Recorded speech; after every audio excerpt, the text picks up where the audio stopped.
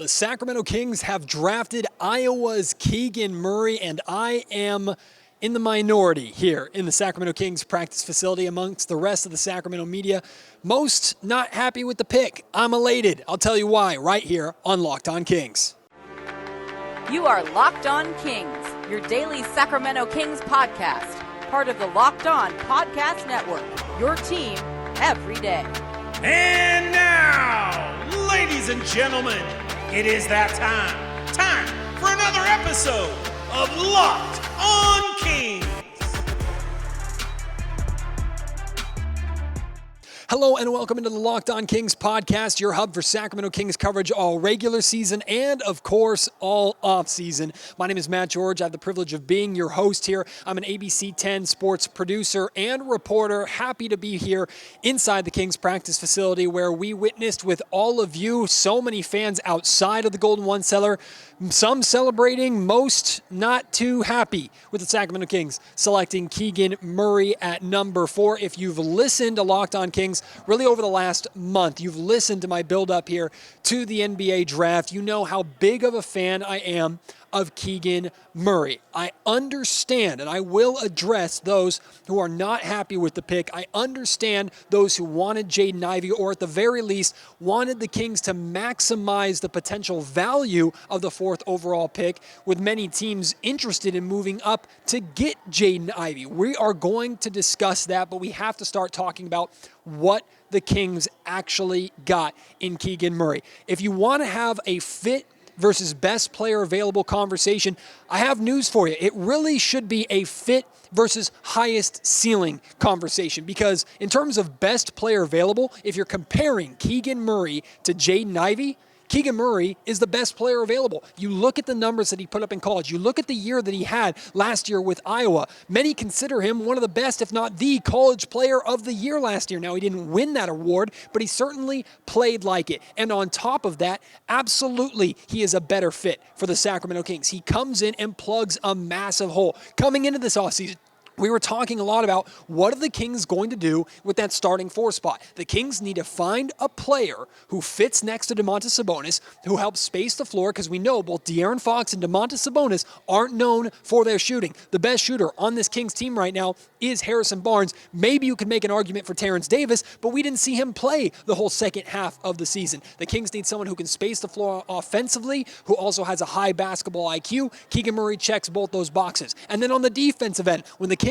hired Mike Brown, in their entire coaching search, it was clear the Sacramento Kings were prioritizing defense. So they need someone who's not going to come in and be an all-elite, all-NBA defensive player. I don't think Keegan Murray has that capability, but Keegan Murray has a high basketball IQ. He played well on the defensive end, maybe not necessarily known for his rim protection, although his blocks per game were higher than I would expect for somebody at his position. I don't necessarily expect that to translate to the NBA with him guarding most 4s. But what I will tell you is that Keegan Murray will help the Sacramento Kings become a better defensive team. He's not going to be their defensive anchor like maybe Davion Mitchell can be, but defensively he helps this team. He fits so well, and again, back to the best player available versus highest ceiling conversation, he is the best player for what the Sacramento Kings are trying to accomplish. We know that the Kings have a win-now mandate on this season. They don't want their already NBA currently longest playoff drought at 16 years to reach 17. But it's not just that. I know a lot of fans see that, think that's coming from ownership, and are not happy about that. They think the Kings are going to make knee-jerk, bad short-term, or rather bad long-term, good short-term moves in order to accomplish that goal, for it to ultimately end up hurting more than helping the organization in the long run. That is not the case. The Sacramento Kings put themselves on this timeline as soon as they traded for Domantas Sabonis, even with the Kings moving up to 4. And I still believe that this pick is going to be more important in Monte McNair's legacy as a general manager than that trade for Domantas Sabonis. But regardless, Monte attached his name, attached his future to Sabonis by trading away Tyrese Halliburton. When the Kings acquired Sabonis, they acquired 2 years left on his contract. That means the Kings have 2 years to convince him to stay. The best way to do that is to win basketball games. So the Kings are accomplishing that goal or doing what they think is best to accomplish that goal of winning basketball games right away by taking Keegan Murray. He is someone who is more than capable, in my opinion, of being a night one starter. That's pretty rare for rookies. And that's not just saying he's the night one starter on a bad basketball team. I think Keegan Murray is someone that you can plug right in, and even if it takes him time, as it takes all rookies time to get comfortable playing at the NBA level, he can come in and he can make an impact doing what he's known for, doing what he's comfortable doing, spacing the floor, letting the game come to him, having a high basketball IQ, reading offenses and reading defenses, and making a solid impact on both ends of the floor. Now, where I may lose you is that Keegan Murray is more than likely not going to be the best player on his team at any point during his career. And I know a lot of people look at the 4th overall pick and say, you have to get a star at that spot. I know a lot of Sacramento Kings fans who know that the Kings struggle to get stars. The draft is the best way, maybe even the only way, for the Sacramento Kings to get stars. They think you needed to swing for the fence. You needed to go for a superstar in this draft. Well, I do believe Jaden Ivey has a better chance than Keegan Murray at being a star. I hear that argument completely. I do not dismiss that argument one bit. However, Jaden Ivey has to realize that potential. And that's not all just on him.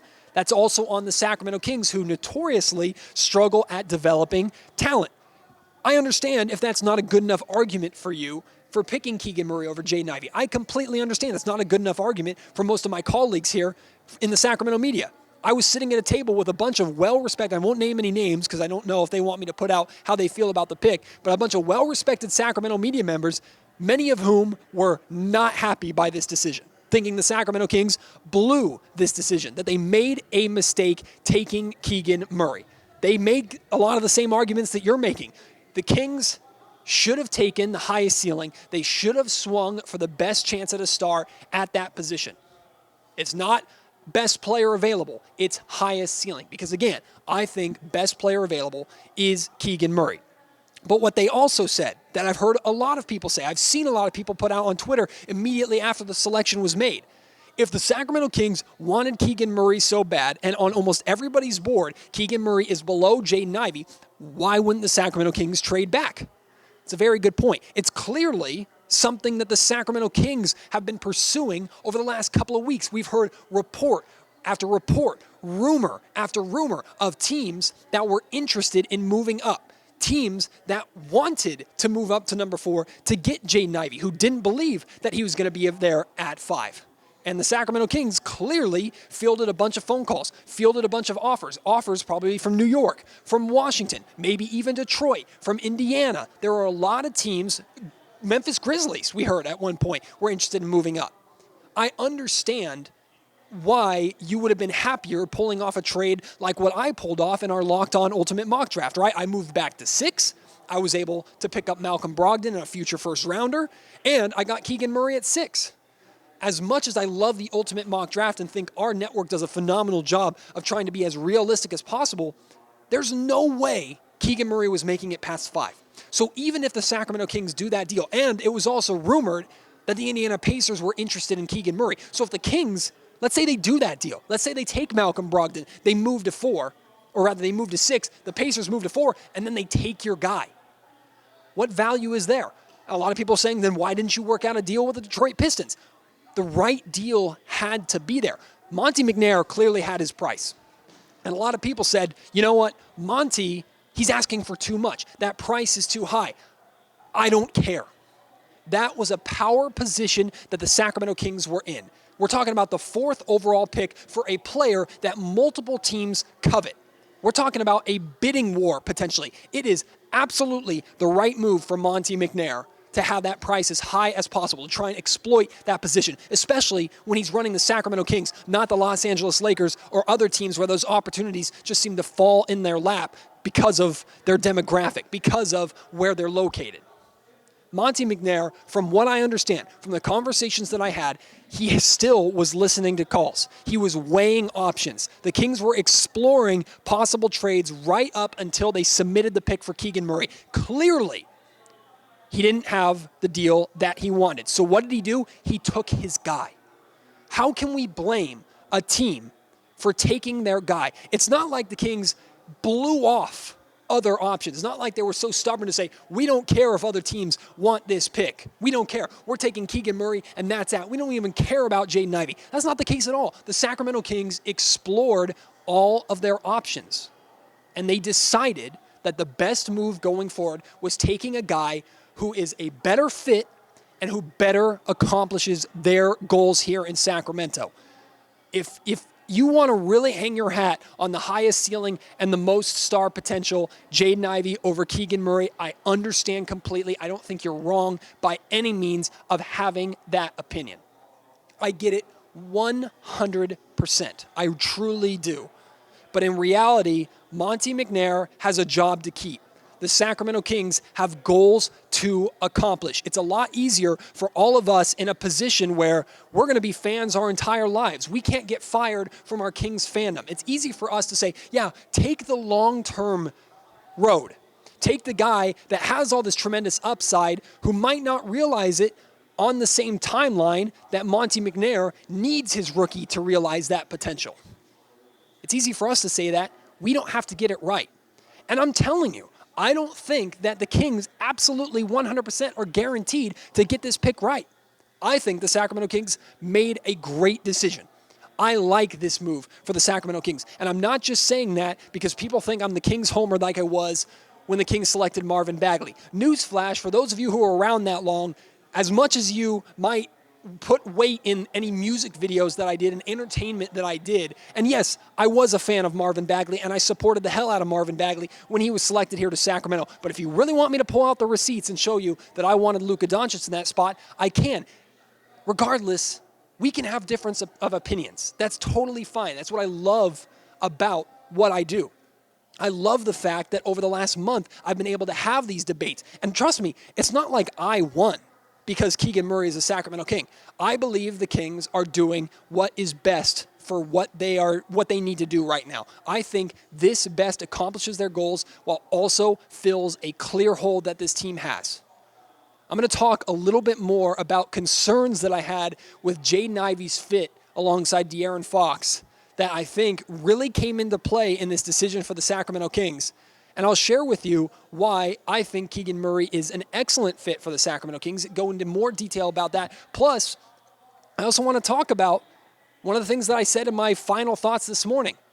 Even if I agree with this pick by Keegan Murray, it was my heart pick. My brain pick was still Jaden Ivey, because I think the Kings could have maybe done a little bit more in leveraging this pick or given themselves more of an opportunity to move Jaden Ivey down the road. I'll talk a lot about that after I tell you about a great sponsor here of the Locked On Kings podcast, Arcade 1-Up. Boom shakalaka. We have big news. The one and only NBA Jam is back. You remember that classic NBA arcade game? I grew up on it. Absolutely love this game. Arcade 1-Up is the leader in at-home retro arcade games, and it's just the beginning of what they're putting out there. The best game ever made for arcade is back. Move over, Pac-Man. It's all about NBA Jam, and they have a new Shaq edition machine. Now, I know Shaq, Lakers legend, maybe you don't like that too much from a Sacramento Kings perspective, but just because Shaq is on it doesn't mean that there aren't a lot of more phenomenal features about this game. They offer, in one of the first games ever, to have full-featured real and digitalized NBA licensed teams, no fouls, no free throws, no quarters required to make this machine work for you. You can have it in your house and enjoy it as much as you want. Impress your friends by having them over to play NBA Jam with you, and you can compete with friends and family through the all-new Wi-Fi leaderboards, making you more connected than ever. Pre-order now from arcade1up.com. That's arcade1up.com for an estimated early September ship date. Arcade 1-Up is the place for fun. You've got even more classics, of course, in addition to NBA Jam, like Golden Tee, Mortal Kombat, and many others, starting at just $399. Check this out. They're giving away an NBA Jam Shaq Edition to a Locked On listener. You can enter for a chance to win the game or this game console for your man cave at arcade1up.com/locked on. That's arcade1up.com/locked on. You've got till July 8th to enter and win NBA Jam Shaq Edition. I would hope that those who have followed the Locked On Kings podcast, this entire NBA draft build-up process, I would hope you understand that this is not an I told you so scenario. I'm not going to come on here and tell you that you're wrong for wanting Jaden Ivey or somebody else in this spot. And look, we were teased a little bit, right? We all thought that Jabari Smith Jr. was going to go number 1 overall. And I've shared with you before, Jabari Smith Jr. was at the top of my board in this draft. When Jabari Smith Jr. fell to OKC at 2, if I were Monty McNair, I would have been aggressively on the phone trying to sell the house to move up and to take him. But I don't know if Monty did that or not. Regardless, Chet went to OKC at number 2, and the Houston Rockets, I think, had a diamond fall into their lap in Jabari at 3. So close, right? Jabari Smith Jr. nearly fell to 4, and I think we all would have agreed that taking Jabari or really any one of those top 3 over Jaden Ivey or Keegan Murray would have been the right play. But in reality, it went the way that we expected. After the top 3 went in their different order, Paolo, Chet, Jabari, the Sacramento Kings were left with their decision of trade the pick, take Jaden Ivey, or take Keegan Murray. We now finally know the decision that they made. They took Keegan Murray. I like the pick, but I'm not going to tell you that you're wrong for not liking it. Keegan Murray has a lot to prove. All these guys have a lot to prove. And the one thing, the luxury that Keegan Murray does not have, even as a rookie, he does not have the time, with the Kings being a bad team, to get acclimated to one another. They're not going to take a season or 2 seasons to develop into what hopefully will be a playoff team and a championship contender, maybe like the Oklahoma City Thunder are looking to do now with their Chet and Poku and Shai Gilgeous-Alexander lineup, right? OKC has a bunch of picks. Time is on their side. For the Sacramento Kings, time is not on their side. And they made that abundantly clear, not just with this win now mandate, not just with trading for Domantas Sabonis, but when Mike Brown earlier this week spoke to the media and said, look, I am here to win. Keegan Murray, again, gives the Kings the best chance to win because he fits so well with this roster. He is versatile. A lot of people say, man, I see his ceiling as like a Harrison Barnes or at best a Tobias Harris. Okay, big fan of that. If Keegan Murray develops into a Harrison Barnes or Tobias Harris impactful player on a playoff team, I don't care what Jaden Ivey turns into. I truly don't. And I do think that Jaden Ivey has more all-star potential than Keegan Murray does. That is your argument. That is a lot of your arguments. And again, I hear it. I understand it. My point is that doesn't matter to the Kings as much as winning right now does. Keegan Murray helps the Kings win right now. You can play him at the 3 if you really want to. He's versatile. I don't necessarily like the idea of playing him at the 5, although in very small lineups, I think the Kings are capable of doing that. He's more of a natural 4. He's going to plug right away into that 4 spot. But what if the Sacramento Kings trade for John Collins? We still heard that the Kings are the front runners to land John Collins out of Atlanta. That trade could happen at any time. We believe that the Hawks wanted to move John Collins before the draft. Here we are in the draft. The draft is still going on right now, by the way, here in the practice facility. I'm just recording this right now because I had to get this out there. I had to get my excitement at the Keegan Murray pick out. But there's a very good chance that the Kings still trade for John Collins. And I would have bet that had the Kings traded for Collins, that they would have had no problem taking Jaden Ivey. But if the Sacramento Kings trade for John Collins, and it sounds like Harrison Barnes is the player that's on the table to get that trade done, they have a hole at the 3 that Keegan Murray theoretically can fill. I'm a little more skeptical about Keegan Murray's fit at the 3 spot than at the 4 spot, but I'm willing to see how it works. I think he gives you that versatility. Really, the wing position allows that 3-4 kind of versatility in the modern NBA. And the Kings have struggled to find good wings for a while. Keegan Murray, take my word for it, is a good wing. And Kings fans are going to see that right away. Plus, the idea of Keegan Murray busting, I can't even fathom that. I think Keegan Murray is almost guaranteed. If there can be a guarantee in the draft, I think Keegan Murray is almost guaranteed to be a solid NBA player. And I am not worried at all about age. He's going to be 22 by the time his rookie season actually starts.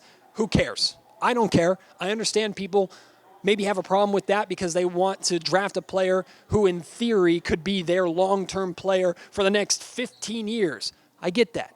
I'm not worried about that. I think Keegan Murray being 22 means he's more NBA ready. He has a more NBA ready body. He's got a higher basketball IQ. He's further developed, and he's ready to make an impact right away.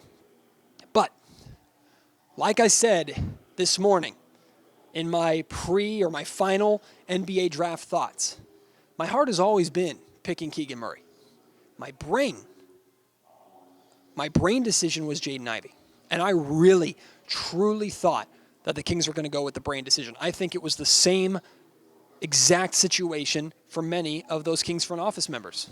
Sounded like their heart, they wanted Keegan Murray. They liked what Keegan did. He obviously came here impressed with his meetings, had dinner with De'Aaron Fox, Domantas Sabonis. The clear fit is there. They liked that. But the brain said Jaden Ivey because so many people valued Jaden Ivey as high as he did. I still think it would have been a really smart move for the Sacramento Kings to take Jaden Ivey at number 4, even if Keegan Murray was their guy. Because there's a very good chance that the Kings could have still moved on from Jaden Ivey at any point during this draft. Just because you take a player doesn't mean you're guaranteed to have them be on your roster for the start of next season. But the Kings weighed the options, and they clearly felt that Keegan Murray was better for this team right now, and taking Jaden Ivey was not worth finding that right deal that they didn't believe was going to be better than what Keegan Murray ended up being.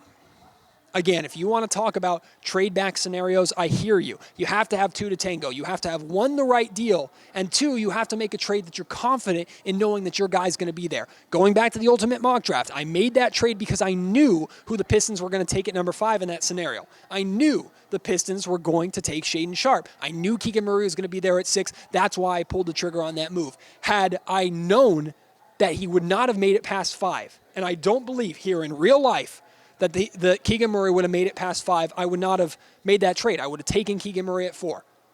I think the Sacramento Kings knew that there was not going to be a trade that they liked, that made sense, that gave them the value that made it worth not getting Keegan Murray. And as much as we like to daydream about this perfect trade that lands the Kings a star by moving the number 4 pick, I don't think that trade was out there. Reality sets in here. As much as we all want to play armchair GM, as much as we all want to get onto NBA 2K and make these wild trades happen on draft night, that's not realistic.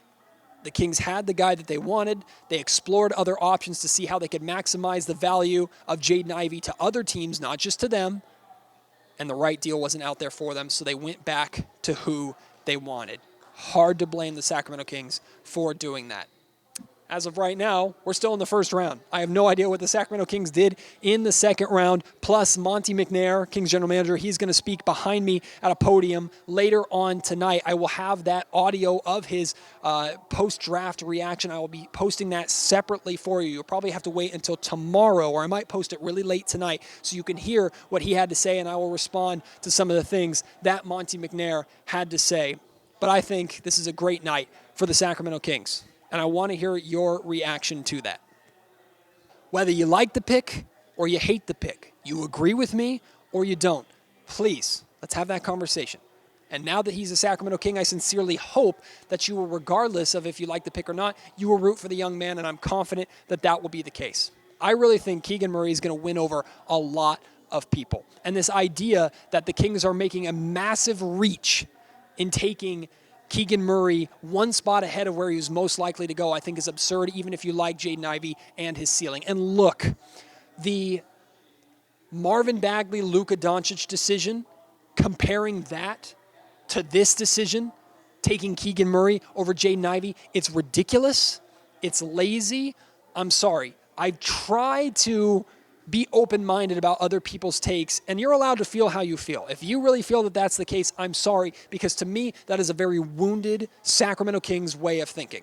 I think that is an incredibly lazy comparison. I disagree with it completely. Keegan Murray, in my opinion, is guaranteed to be a very solid player in this league. Maybe not a superstar or all-star like you think Jaden Ivey can be, but I think Keegan Murray immediately, I think the Sacramento Kings right now, assuming they hold on to Keegan Murray, are a better basketball team. A much better basketball team. And I cannot wait to see him in Summer League. I cannot wait to see him in training camp. Cannot wait to see what he can do with the Kings main roster next season. But of course, the Kings' work, it's not done. Now they turn their attention to, the second round first. And then they're going to change take their attentions and put their mind to maybe other trades. Maybe a John Collins trade is still in the works. Free agency, which we know isn't necessarily the most exciting or the best way for the Sacramento Kings to add talent, but they have some free agency decisions to make, including what they're going to do with Dante DiVincenzo. There's still a lot more this offseason that the Sacramento Kings could do, and of course, we'll have it all right here for you on the Locked On Kings podcast. We'll cover it all. Thank you so much for the incredible month that I've enjoyed here, building up to this NBA draft that's finally here. And it's even if it's easier for me to be happy about it because I got the guy that I wanted, and you might not be as happy, it's nice to finally get here. It's a relief to finally have a tangible pick, a name that the Sacramento Kings have selected. And now, like I promised, even if it's the guy that I wanted, trust me, over the next few months of this offseason, we will pick apart this move. We will talk about the pros and the cons in detail. I will have guests, analysts. We will break apart this decision for the Sacramento Kings, and we are going to be as brutal as necessary because the stakes are that high. Monty McNair and the Kings absolutely have to get this offseason right. That includes this pick. I think they've gotten it right, but I'm not necessarily going to be the one to say I am always right. Many of you who have listened to Locked On Kings for a while, you know that is the case. But again, please engage in conversation with me. At MattGeorgeSack on Twitter. Email me, mattgeorgesports@gmail.com. I know you're already getting loose in the YouTube comment section down below if you're watching. Thank you so much for all your support. Can't wait to have you join me on the next episode of Locked On Kings. Until then, here from the Sacramento Kings practice facility, my name is Matt George. You have been listening to Locked On Kings, part of the Locked On Podcast Network.